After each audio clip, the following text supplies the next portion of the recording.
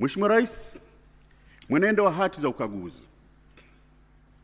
Katika mwaka wa fedha 2023/2024 nimetoa jumla ya hati 1301 ikiwa ni ongezeko la hati 92 ikilinganishwa na hati 1209 zilizotolewa mwaka wa fedha 2022/2023.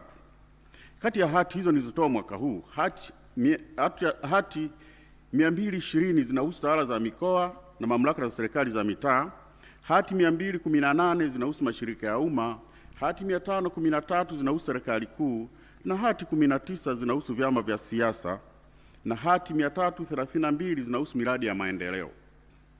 Mheshimiwa Rais, kati ya hati hizo, hati zinazoridhisha kwa maana hati safi ni 1295 sawa na 99.5%. Hati zenye shaka ni 5 sawa na 0.4%. Hati mbaya ni 1 sawa na 0.1%, na hakukuwa na hati ya kushindwa kutoa maoni.